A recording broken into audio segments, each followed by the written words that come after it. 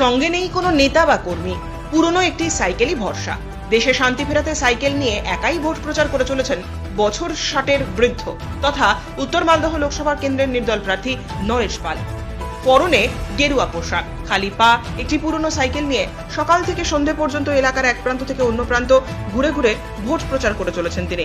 দেশে শান্তি ফেরাতে উত্তর মালদার মানুষকে ভোট দিয়ে তাকে যাতে জয়যুক্ত করতে পারে সেই ব্যাপারে আশাবাদী তিনি। এমনকি এই সাইকেল নিয়েই তিনি একদিন পার্লামেন্ট ভবনে পৌঁছবেন বলেও দৃঢ় বিশ্বাসী। নরেশের বাড়ি মালদহের মঙ্গলবাড়ির বাচামারি এলাকায়। শনিবার চাঁচল ও হরিশ্চন্দ্রপুর এলাকায় তাকে ভোট প্রচার করতে দেখা গেল। তিনি বলেন, হরিশ্চন্দ্রপুর এলাকার বাসিন্দা মোহাম্মদ নুরুদ্দিন তার সম্পর্কে বলতে গিয়ে বলেন,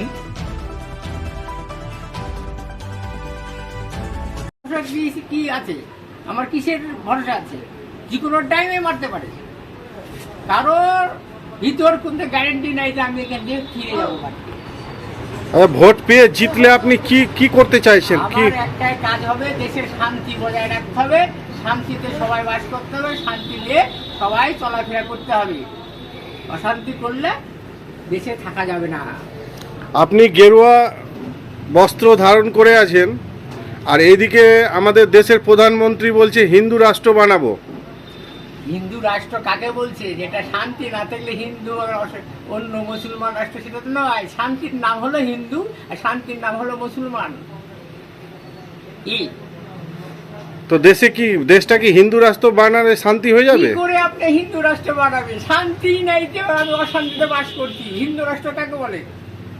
শান্তি যখন হবে তখন সব রাষ্ট্র তখন পরিণত হয়, গণ্য দেওয়া হয়। অশান্তিতে শান্তি আসে না। কোথায় আপনার বাড়ি? আমার বাড়ি মঙ্গলবাড়ি বাচামারি। নাম? আমার নাম নরেশ পাল। কোন কেন্দ্র থেকে দাঁড়িয়েছেন? আমি 7 উত্তর মালদা কেন্দ্র থেকে যাই।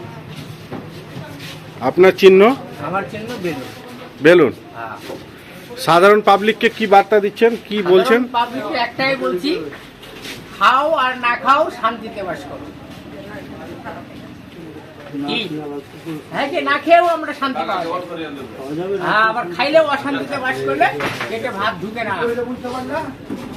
আমার পেটে ভাত নেই, কিন্তু শান্তি আছে, চিন্তা নাই, অশান্তি নাই। রাস্তাঘাটে চলবো ফিরবো, কিন্তু ভালোভাবেই বাড়িতে ফিরবো।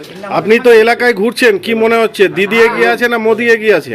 দেখেন, জনগণ সেটা নির্বাচন করবে, দিদি কি মমতা, ভোটের বাক্সেই বোঝা যাবে। কি আমি বলছি এগিয়ে আছি, ও বলছে এগিয়ে আছি, কিন্তু ভোটের বাক্সকে যে এগিয়ে থাকবে সেই হবে দেশের প্রধানমন্ত্রী।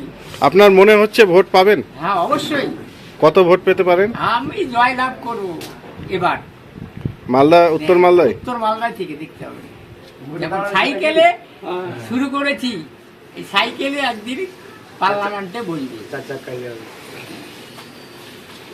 আপনার এই সাইকেল ছাড়া আর তো কিছু দেখছি না। কর্মী? আমার কর্মীও নেই, কিচ্ছু নাই। আমার একটাই লক্ষ্য, দেশে শান্তি বজায় রাখতে হবে, শান্তিতে মানুষ বাস করাতে হবে। এটাই আমার একমাত্র লক্ষ্য।